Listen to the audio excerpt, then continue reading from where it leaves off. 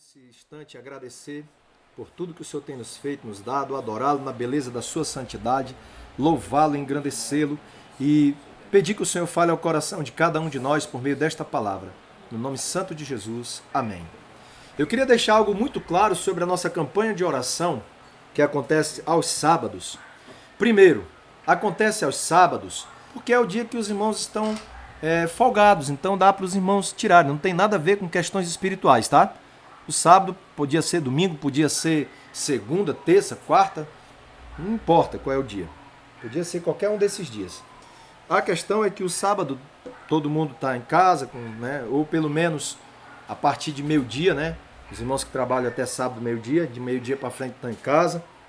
Outros que trabalham, mas se esforçam para orar na madrugada.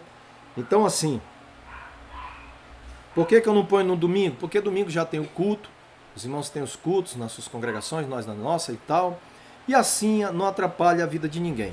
Então, e o sábado é uma bênção e a gente pode buscar a Deus. Outra coisa muito importante a ser dita. Nós não guardamos sábado, não tem nada a ver com isso, tá? Nada a ver. É só por questão mesmo de folga. Voltando agora. Outra questão muito importante da nossa campanha de oração de sábado. Ela não é coletiva no sentido de pegar um horário, eu e minha esposa, a gente pega um horário, eu e minha família, um horário para todo mundo. Não, não é assim. Pode pegar o mesmo horário? Pode. Mas desde que um fique no quarto, outro fique no seu quarto, a intenção dessas campanhas de oração, dessa campanha, é ensinar a igreja a ter vida com Deus no particular. É você e Deus. É Deus e eu, no meu quarto. Deus e eu. Ou na minha sala, Deus e eu. Naquele tempo ali é o Senhor e eu. Amém? Eu estou orando, falando com Deus. E Deus, pela Bíblia, quando eu ler ela, está falando comigo. É esse o propósito. Agora, existem momentos que a gente faz, existem dias que a gente faz com toda a família. E essa campanha está chegando. 15 de novembro, por isso que eu estou falando disso, é um feriadão. Então, 15 de novembro haverá uma campanha de oração extra, porque é sexta-feira. E no sábado, a normal. Essa de sexta-feira, que ela é extra, dia 15 de novembro, se até lá nosso Senhor Jesus ainda não tiver nos arrebatado, nos permitindo Deus, nós vamos nos reunir num único horário com a família. Aí sim, você reúne com a sua família. Se você é casado, só você e sua esposa em casa, reúne com ela. Ah, eu sou sozinho, fica sozinho, não tem problema. Tá? Ah, só eu e meu filho, só eu e minha filha, não tem problema, reúne. Aí, ora. No sábado, sozinho. Na sexta, todos juntos. No sábado, sozinho. Então serão 2 dias consecutivos de campanha de oração. Então já vou avisando para os irmãos irem se organizando, para depois não dizer assim, o pastor não avisou antes, aí era para ter avisado antes que eu tinha me programado. Então estou avisando com antecedência boa aí de 12 dias, né? 12 dias de antecedência. Dá para se programar, se organizar para a gente buscar a Deus. Eu quero trazer hoje uma mensagem sobre o tema adore, louve e agradeça ao Senhor Deus. Repitam comigo em casa e aqui, adore, louve e agradeça ao Senhor Deus. Esse é o tema da nossa mensagem de hoje. Abra sua Bíblia no Salmo 95. Salmo de número 95. Nos diz assim a santa palavra de Deus no Salmo 95, a partir do verso 1. Vinde, cantemos ao Senhor, cantemos com júbilo, a rocha da nossa salvação. Apresentemo-nos ante a sua face com louvores e celebremo-lo com salmos, porque o Senhor é o grande Deus e grande Rei acima de todos os deuses. Na revista atualizada, o versículo 2, leia aí na sua Bíblia comigo, diz assim: saiamos ao seu encontro com ações de graças, vitoriemo-lo com salmos. Note a frase, ações de graças. Vem do hebraico todá, que significa louvores, adoração, agradecimento.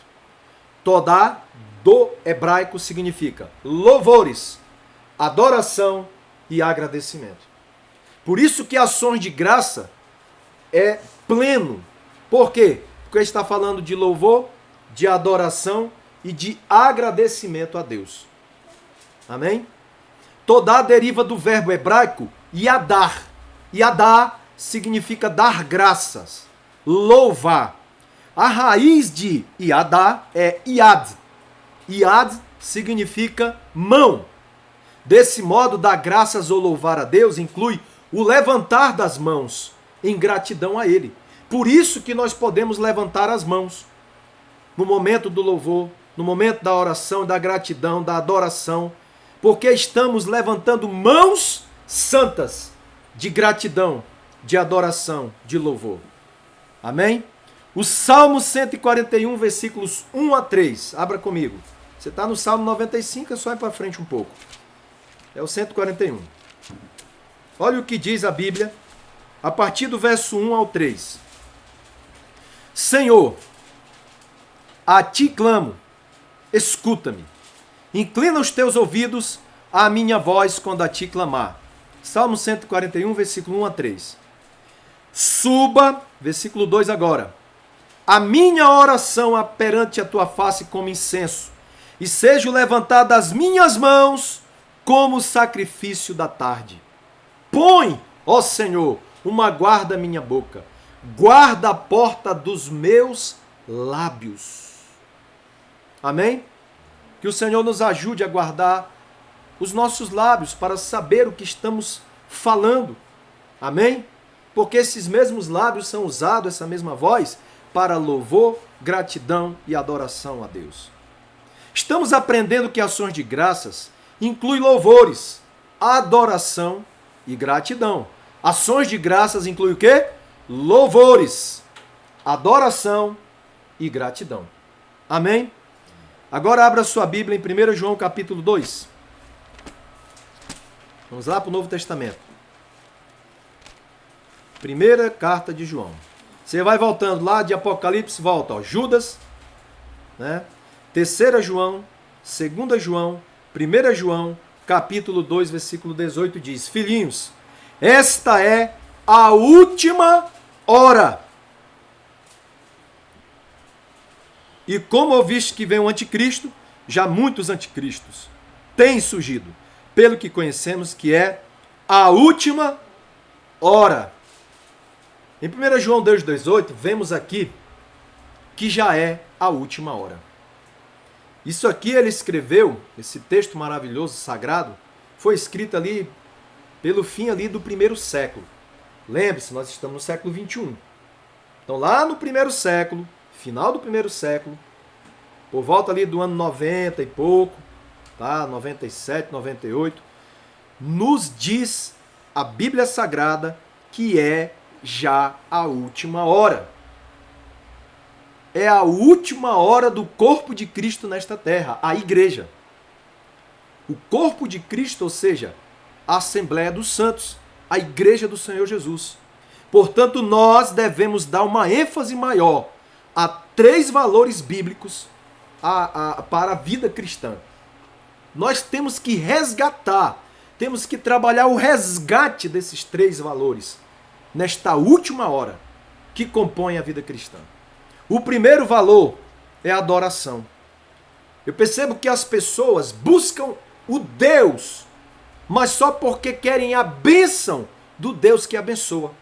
E depois que recebem a bênção deste maravilhoso Deus que abençoa, vai embora. Por quê? Porque essa pessoa só queria a bênção de Deus, mas não queria um relacionamento com Deus que deu a bênção. E isso não é uma coisa boa. Imagine, você ajudou alguém e de repente essa pessoa te procurou para te ajudar, para te pedir ajuda, você ajudou da melhor forma que você pôde fazer. E depois essa pessoa, ó, vai embora sem dizer nem muito obrigado. Sério mesmo. Qual é o ser humano que, ajudando alguém, e essa pessoa ainda é ingrata com a pessoa? Não fica triste, né? Se nós, que somos falhos, pecadores, redimidos, lavados, purificados no sangue de Jesus, mas ainda pecadores, ainda não estamos no corpo incorruptível e imortal, não estamos ainda vivendo a imortalidade, não estamos ainda com Cristo no céu. Mas escute, nós ficamos tristes. Por quê? Porque você vai pensar assim, poxa, essa pessoa só queria o que eu podia fazer, o que eu podia dar. E não está querendo a mim mesmo, não me ama como amigo ou como marido. Né? Imagine alguém que tá casado com alguém não pelo amor verdadeiro, mas por aquilo que a pessoa tem. Casou-se com aquilo que aquela pessoa tem. Pode ser uma mulher com um homem com uma mulher ali, e de repente, né, porque o pessoal pensa só que é só a mulher, mas às vezes tem homens também que só querem saber do que a pessoa tem, do que a mulher tem isso também. Aí o que acontece? Aí você fica triste, frustrado. Por quê? Porque a pessoa descobre, realmente, aquele fulano não me amava, só estava atrás dos meus bens, não era atrás de mim, não queria um relacionamento comigo, não era meu amigo, não era minha amiga, não me amava. Porque era amigo do que podia fazer ou dar. Assim Deus, que é perfeito, 3 vezes santo, Senhor da glória, você acha que ele não fica também chateado? Fica. Por quê? Porque as pessoas querem as mãos de Deus, mas não querem os pés de Deus. As mãos de Deus, pastor, o que significa isso? Porque as mãos de Deus é quem abençoa. Salmo 59, Isaías 59. As minhas mãos não estão estendidas para que não possa abençoar. Nem as minhas mãos não estão estendidas para que não possa abençoá-lo. Ele diz ali, é a mão de Deus, são as mãos do Senhor que nos abençoa. É de lá que provém as bênçãos dele para nós. E tem gente que só quer Deus por causa das mãos. Só querem as mãos, porque as mãos é de onde vêm as bênçãos. Mas não querem os pés. Disso nós vamos discorrer um pouco mais, tá? Mas não querem os pés. Quando Deus vai te dar algo, ele não usa os pés, ele usa as mãos. Agora, os pés é o primeiro lugar onde nós começamos. É lá, onde nós curvamos nossa cabeça para adorá-lo. Por isso eu estou dizendo aqui, a adoração. É o primeiro valor que precisa ser resgatado. A Bíblia diz em João 4, 23 e 24, mas a hora vem, e agora é, em que os verdadeiros adoradores, diga comigo, verdadeiros adoradores, adorarão o Pai em espírito e em verdade. Porque o Pai procura tais que assim o adorem. Deus é espírito, e importa que os que o adorem em espírito e em verdade. A verdadeira adoração proveniente dos verdadeiros adoradores agora seria aperfeiçoado pelo Senhor Jesus, para não dar a menor importância a um lugar físico, que era motivo de desentendimento entre os adoradores. Amém? Naquela época tinha esse desentendimento. Vamos entender isso? João capítulo 4. Vamos lá para o Evangelho? Mateus, Marcos, Lucas, João, capítulo de número 4. Havia um desentendimento entre as pessoas que adoravam a Deus naquele tempo. E Jesus veio para acabar com esse desentendimento, resolver esse problema de vez. Olha o que diz em João, capítulo 4, versículo 20. Em diante. Quem encontrou, diga amém. Amém. Nossos pais adoraram neste monte, mas vós, os judeus, dizeis que é em Jerusalém o lugar onde se deve adorar. Jesus está agora na terra dos samaritanos, certo? Ele está lá conversando à beira do poço lá com aquela samaritana. Ele revela a vida dela, ele pede água e ela diz, como é que sendo tu judeu me pede dar-me de beber? Porque os samaritanos eram inimigos dos judeus, não se davam com judeus. Judeu não se dava com samaritano. Entende? Só para você ter uma ideia, o copo, por exemplo, que um samaritano bebia, o judeu não usava nem para dar de beber ao seu animal, seu jumento. De tanto ódio que eles tinham dos samaritanos.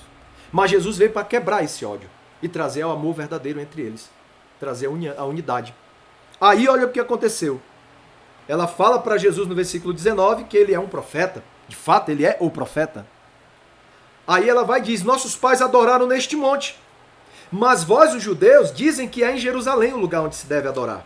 Aí no versículo 21 Jesus disse, mulher, crê-me, vem a hora em que nem neste monte, lugar geográfico, nem em Jerusalém, lugar geográfico, adorareis o Pai. Olha o versículo 22. Vós, os samaritanos, adorais o que não conheceis. Nós adoramos o que conhecemos, pois a salvação vem dos judeus. Vamos ver novamente agora o versículos 23 e 24. Acompanhe na sua Bíblia. Mas a hora vem, palavras do Senhor Jesus, e agora é, em que os verdadeiros adoradores adorarão o Pai em espírito e em verdade. porque o Pai procura tais que assim o adorem. Deus é espírito, e importa que os que o adorem em espírito e em verdade. De acordo com as Santas Escrituras, o próprio Senhor Jesus Cristo, para ele, não existe mais essa questão de adorar no Monte Gerizim. Esse monte que ela estava falando era o Monte Gerizim. E nem em Jerusalém, pois os verdadeiros adoradores, eles não estão limitados a um lugar geográfico. São aqueles que adorarão o Pai em espírito e em verdade. Eles adorarão o Pai em espírito e em verdade. Porque o homem é constituído de espírito, alma e corpo. O espírito é a parte que comunica-se com Deus. É a parte que se une ao Espírito de Deus e torna-se um só espírito com Ele. O corpo é a parte material que nos conecta à terra. E a alma é a sede dos nossos sentimentos, emoções, vontades, tá? Então veja só, o foco da adoração do verdadeiro adorador não é um lugar geográfico. Ela só adorava se fosse no Monte Gerizim. Desceu de lá, não adora mais. Ele só adorava se fosse em Jerusalém. Saiu de lá, não adora mais. Nós não. Jesus trouxe agora um conceito profundo, celestial, ensinando que os verdadeiros adoradores que o Pai estava procurando não era no Monte Gerizim, não era em Jerusalém, não é um lugar geográfico. É sim o foco central da adoração do verdadeiro adorador, o próprio Deus. Independente de estar no monte, num vale, estar numa casa, estar em qualquer lugar, você é adorador. Nós somos adoradores. E eu vou provar para vocês isso. Lucas capítulo 7. Lucas capítulo 7. Abra sua Bíblia no versículo 36. Lucas 7, 36. Essa adoradora aqui, ela não estava nem em Jerusalém, ela não estava nem ali no templo, né? Jerusalém é uma referência ao templo, tá? Ao templo judeu. Jerusalém não é a cidade em si, mas o templo judeu, que ficava em Jerusalém, tá bom? E essa adoradora aqui, ela nos ensina como ser uma verdadeira ou um verdadeiro adorador. Versículo 36 de Lucas 7. Olha o que diz a Bíblia. Rogou-lhe um dos fariseus que comesse com ele. Ele chamou Jesus, vem comer comigo, vem jantar comigo, almoçar. Entrando na casa do fariseu, tomou lugar à mesa.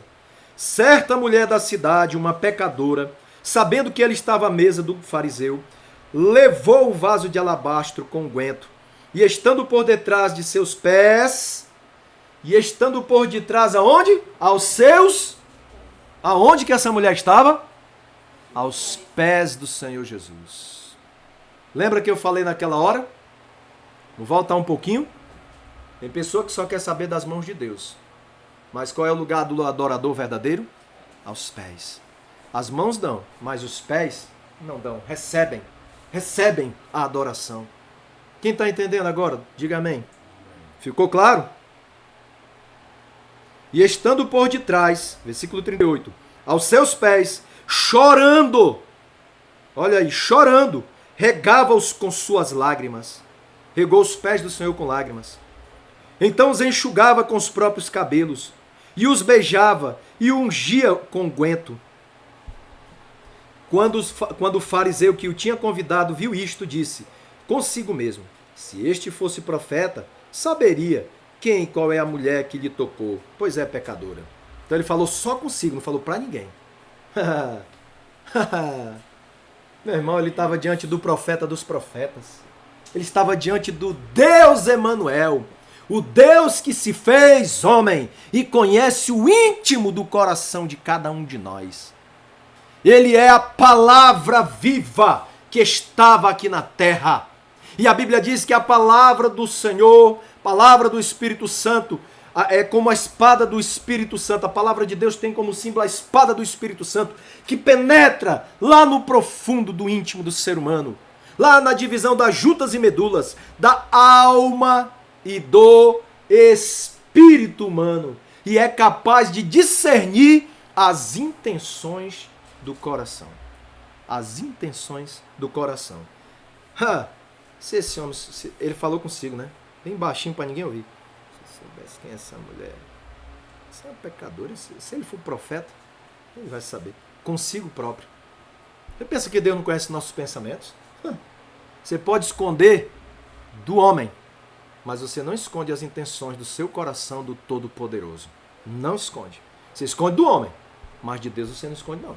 Deus está vendo tudo e ouvindo tudo. Seus olhos é como chama de fogo, contemplando os bons e os maus. Aí olha o que Jesus vai dizer para ele no versículo 40. Disse Jesus ao fariseu: Simão, uma coisa eu tenho a te dizer. Respondeu ele: dize, mestre. Diga. Eu acho que ele tomou um susto. Diga, mestre. Aí Jesus agora começa. Certo credor tinha 2 devedores. Um lhe devia 500 dinheiros e o outro 50. Irmãos, o que é maior? 500 ou 50? 500? Uma questão matemática muito simples. Então tinha 2 devedores. Um devia 500 dinheiros ou 500 denários e o outro devia 50 denários ou 50 dinheiros. Presta atenção. Quem devia mais? 500 dinheiros. Quem devia menos? O de 50. Presta atenção. Não tendo eles com que pagar, perdoou-lhes a ambos. Ora, qual deles o amará mais?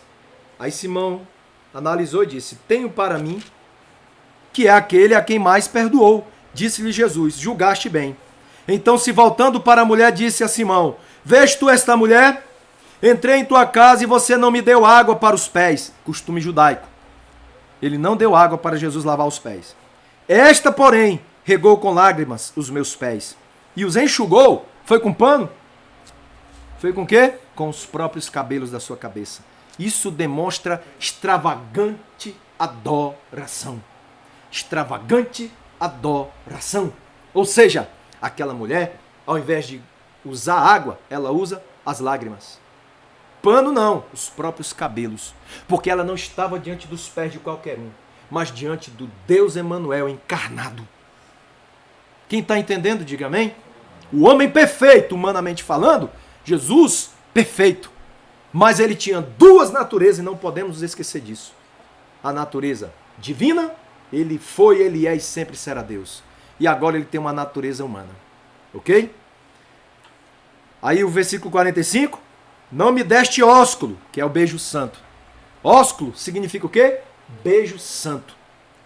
Mas ela, desde que entrou, não cessou de me beijar os pés. Interessante que o beijo que o fariseu tinha que ter dado em Jesus era no rosto do Senhor. Mas ela foi aonde? Ela se humilhou e beijou em que parte do corpo do Senhor? Nos pés. Sabe o que eu aprendo? Eu aprendo que nós temos que começar lá embaixo. Os humilhados, diz a Bíblia, serão, e os exaltados, o Senhor abate. Eu habito no alto e sublime trono, o Senhor diz na sua palavra. Mas estou aonde está o coração contrito e quebrantado. Ele está lá no alto e sublime trono. Mas sabe o que chama a atenção de Deus na terra? Quando ele vê um verdadeiro adorador aos seus pés, chorando, quebrantando, rasgando o coração, reconhecendo os seus pecados, reconhecendo que é pecador. Não indo diante de Deus cheio de pomposidade, cheio de... Por isso que, nesse primeiro sábado deste mês, eu chamei a igreja para orar, para clamar, para adorar, para louvar e para agradecer ao Senhor. Aí vamos continuar. Versículo 46. Você não me ungiu a cabeça com óleo. Olha, a cabeça com óleo. Mas esta ungiu-me os pés com unguento. Por isso te digo que os seus muitos pecados, na parábola que ele conta da pessoa que devia ao credor, o credor é Deus, é o próprio Senhor Jesus. E os 2 que deviam, 500 dinheiro, era a mulher. Os 500 dinheiro representam os muitos pecados dela. E o Simão é o que devia 50, poucos pecados dele, mas ele tinha pecados. Todos pecaram e destituídos estão da glória de Deus. Uns têm mais, outros têm menos, mas todos pecaram. Versículo 47. Por isso te digo que os seus muitos pecados lhe são perdoados, pois muito me amou. Mas aquele a quem pouco é perdoado, pouco ama. Então Jesus disse à mulher: os teus pecados te são perdoados. Os que estavam à mesa começaram a dizer entre si: quem é este que até perdoa pecados? E Jesus disse à mulher: a tua fé te salvou. Vai-te em paz. Nesse momento que eu prego sobre adoração, esta mulher está no paraíso aguardando o dia da ressurreição no arrebatamento da igreja, porque ela creu no Senhor Jesus e o adorou. Observe que aquela mulher não subiu ao templo em Jerusalém e nem a um monte qualquer, mas quando soube que Jesus estava na casa de Simão, o fariseu, ela foi imediatamente lá. Uma mulher pecadora, porém arrependida. Arrependida. É tempo de arrependimento. Arrependimento não é só chorar e depois voltar a fazer o que fazia. Arrependimento é chorar, é se quebrantar, mas é largar de fato o pecado que se cometia. Amém? Isso é arrependimento. Agora ela dá lugar a uma verdadeira adoradora, que tinha como foco da sua adoração a bendita pessoa do Senhor Jesus Cristo, Deus eterno, que se fez homem. E diga-se de passagem, homem perfeito. Aquela mulher não se importou com os outros, com o que as pessoas iriam falar a respeito dela. Ela não estava nem aí. E como resultado daquele ato amoroso de adoração a Deus, ao nosso Senhor Jesus, ela recebe dele o perdão de todos os seus pecados. Lucas 7,43, como já lemos. O Salmo 132 está escrito: entremos nos seus tabernáculos, prostrar-nos-emos ante o escabelo de seus pés. Isso aqui é Revista e Corrigida, 1969, essa tradução. Prostrar-nos-emos ante o escabelo de seus pés. Vamos ver outra tradução aqui. Entremos na sua habitação, vinde e adoremos ao Senhor, diante do estrado de seus pés. O que é escabelo ou estrado? O que é isso? É uma espécie de banquinho, irmãos. É uma plataforma, uma base, tá? Usada pelos reis para pôr os pés enquanto estavam assentados em seus tronos. Temos como exemplo bíblico o rei Salomão, 2 Crônicas, capítulo 9, versículo 17 e 18.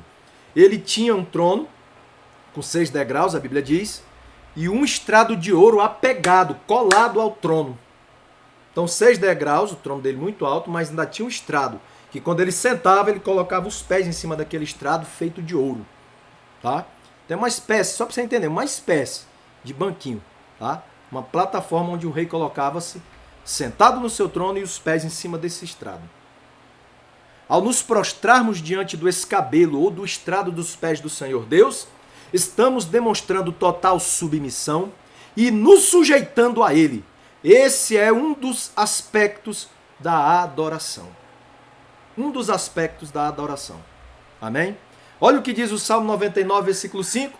Exaltai ao Senhor nosso Deus e prostrai-vos diante do escabelo de seus pés, porque Ele é santo. Amém? Glória a Deus. Em Isaías 66, versículo 1, Atos 7, 48 e 49, o Senhor diz na sua palavra que Ele não habita em templos feitos por mãos de homens. Porque o céu é o meu trono, diz o Senhor, e a terra, o estrado dos meus pés. Portanto, os adoradores estão aonde? No estrado dos pés de Deus. Para quê? Se submeter e adorá-lo na beleza da sua santidade. E o Senhor pergunta: que casa vocês vão me fazer? Se o céu é o meu trono e a terra é o estrado dos meus pés, aonde estão os adoradores? Ante o estrado dos seus pés, ou seja, aos pés dele, nós nos ajoelhamos, nos prostramos, o adoramos, ali choramos, quebrantamos o nosso coração em adoração. O Espírito Santo, por meio das Santas Escrituras, nos ensina que nunca, jamais devemos adorar a criatura, mas sim adorarmos o Deus Criador. Atos capítulo 10. Abre aí a Bíblia. Atos 10. Mateus, Marcos, Lucas, João, Atos 10. Diz assim a palavra de Deus no versículo 25 e 26. Atos 10, 25 e 26. Entrando Pedro, saiu Cornélio a recebê-lo e, prostrando-se a seus pés, o adorou. Mas Pedro levantou, dizendo: levanta-te, que eu sou também homem. Ou seja, eu sou uma criatura. Eu sou um homem igual a você, não me adore não. Apocalipse 19:10. João, o apóstolo, ele diz assim: eu me lancei aos pés do anjo para o adorar. Mas ele me disse: olha, não faças tal. Sou teu conservo e de teus irmãos que têm o testemunho de Jesus. Adora a Deus. Porque o testemunho de Jesus é o espírito de profecia. Apocalipse 22. Vamos comigo para lá agora. Apocalipse 22. Diz assim nos versículos 8 e 9.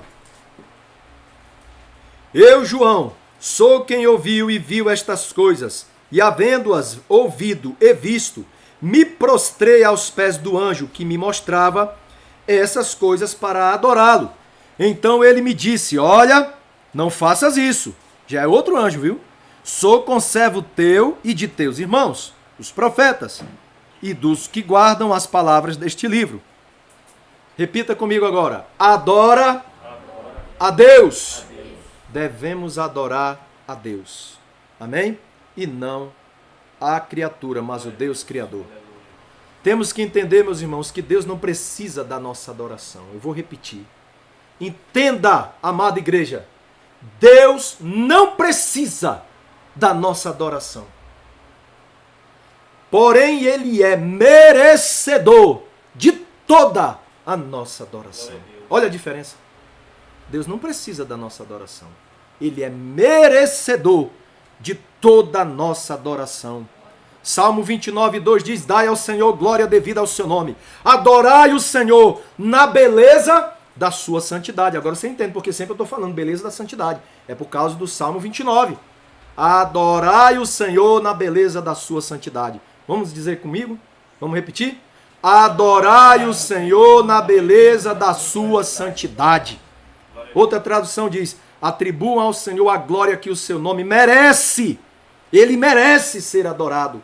Adorem o Senhor no esplendor do seu santuário. Filipenses 2:10 e 11 diz: para que ao nome de Jesus se dobre todo o joelho dos que estão nos céus e na terra e debaixo da terra, e toda língua confesse que Jesus Cristo é o Senhor, para a glória de Deus Pai. Aleluia! Jesus recebeu a adoração de muitas pessoas quando estava na terra, pois Ele é o Deus que se fez homem. E eu te convido agora a um momento de adoração a Jesus. Diga: Senhor, eu te adoro, eu te amo, Tu és merecedor de todo o nosso louvor, adoração e gratidão. A Ti a honra, o louvor, a glória. Seja adorado, Senhor, pelo seu povo. Aleluia. Glória a Deus. Bendito seja o nome do Senhor. Salmo 150, quero falar do louvor agora. Vamos falar desse segundo valor cristão, bíblico, que precisa ser resgatado no seio da igreja. O louvor. Falamos da adoração um pouco, agora vamos falar um pouquinho do louvor. Salmo 150. A Bíblia diz assim, Salmo 150. Salmo 150. Diz assim a palavra de Deus no Salmo 150. É o último.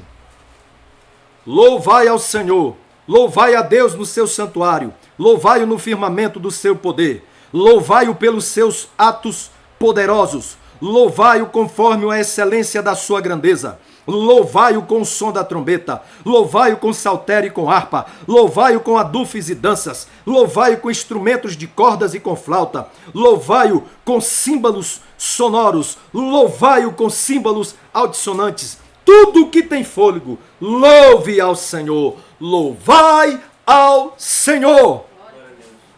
Aleluia. Louvar ao Senhor inclui elogios. Como o Senhor é lindo, o Senhor é maravilhoso, é grandioso. Amém? E aplausos a Deus. Elogios e aplausos a Deus. Amém?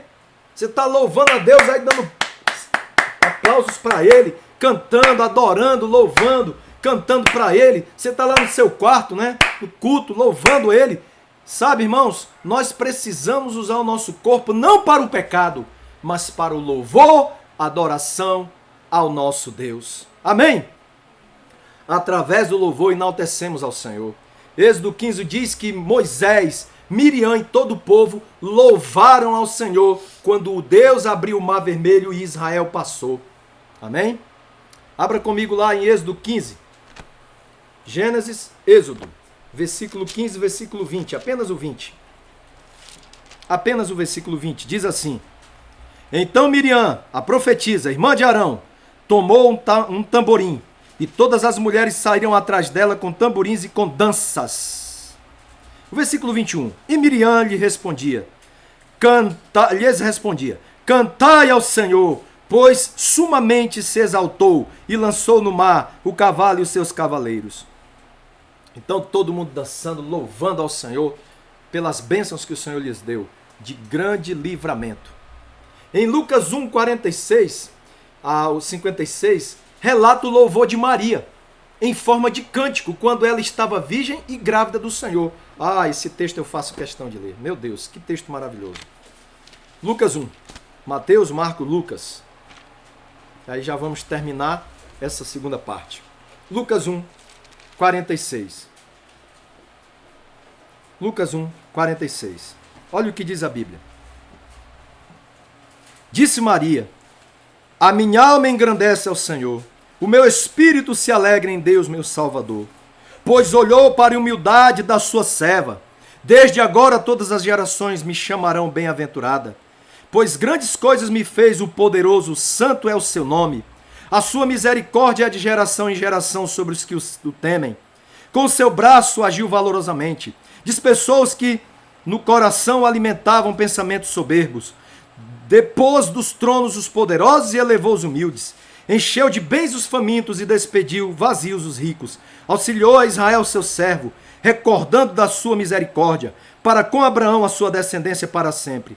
Maria ficou com ela quase 3 meses e então voltou para casa. Aqui foi quando Maria foi visitar Isabel, mãe de João Batista.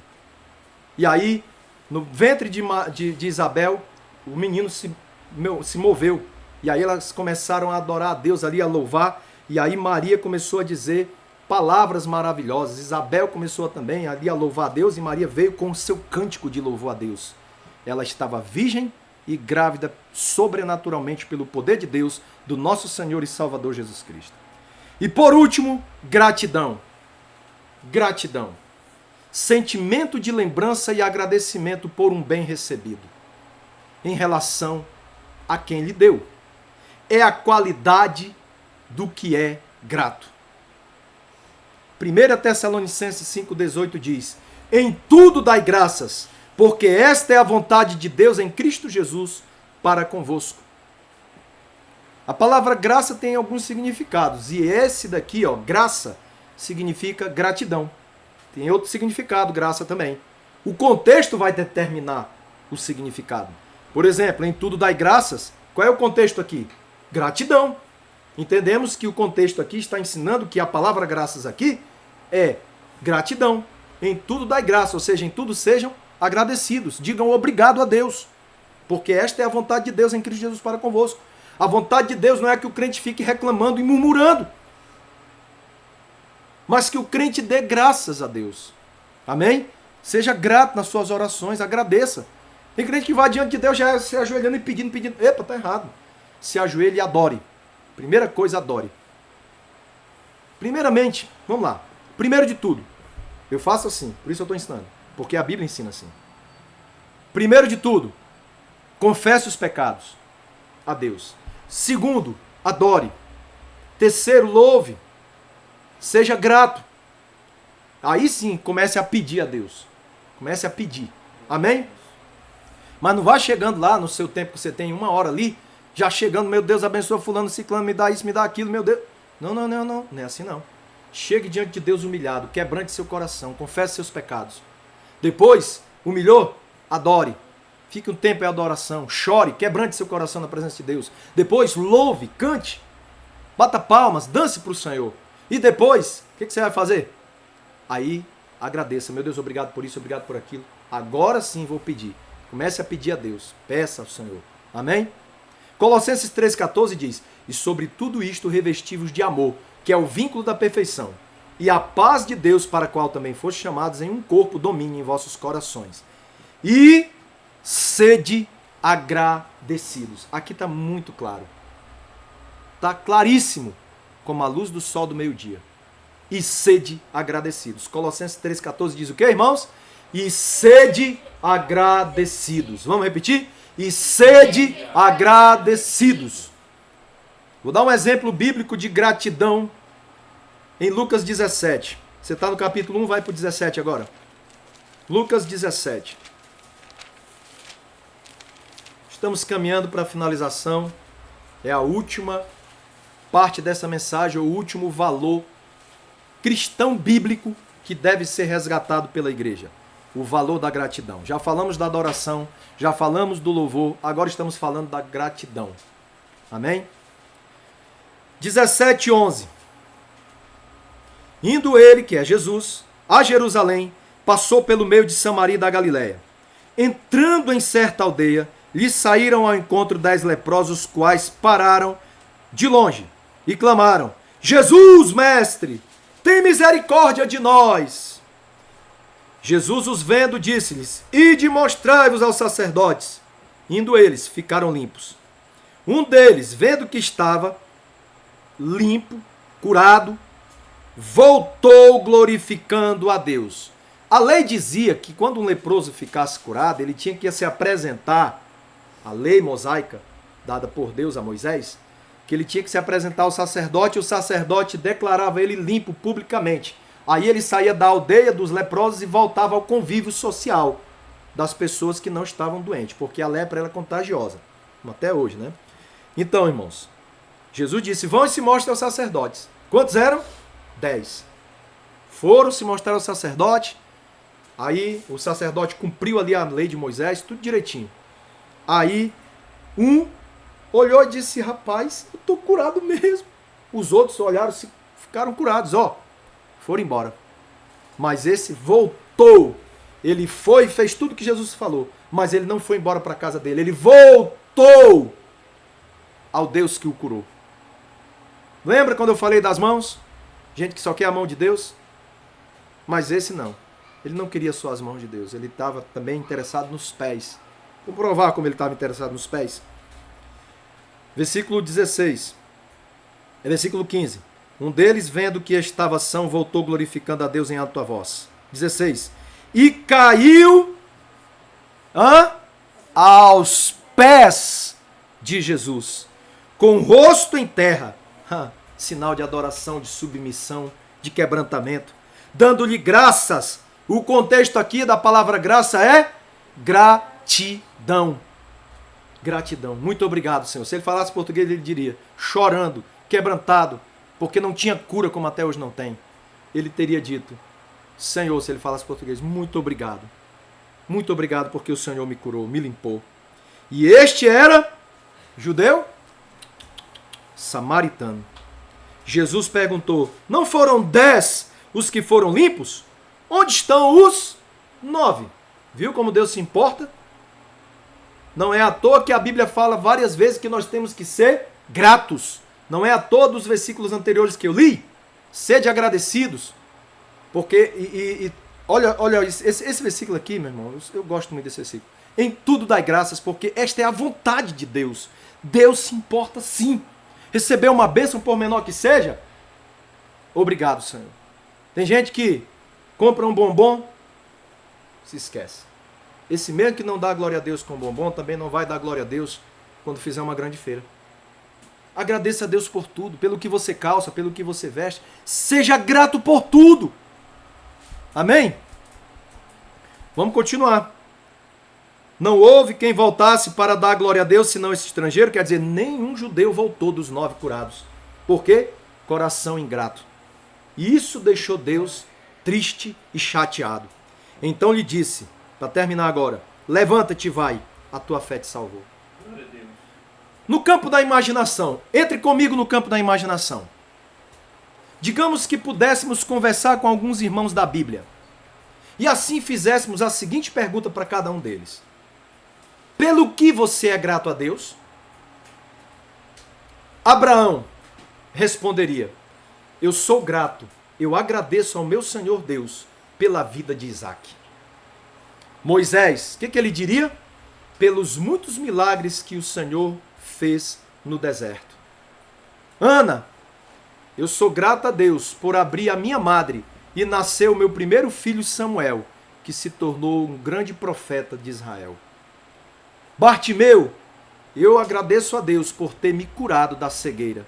O apóstolo Pedro, por ter me dado o perdão e uma nova chance e me usado para me ganhar almas para ele. No caso, ele ganhou quase 3.000 almas para o Senhor Jesus numa pregação. Agora, olhe para mim. Saiamos do campo da imaginação e vamos para a realidade. E você?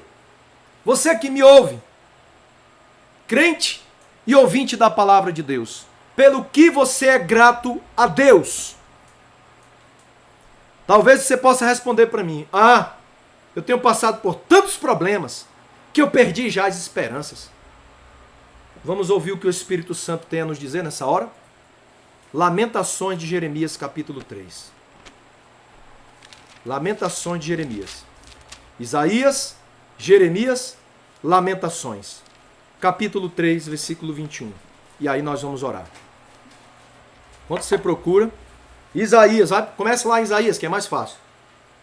Jeremias, Lamentações de Jeremias.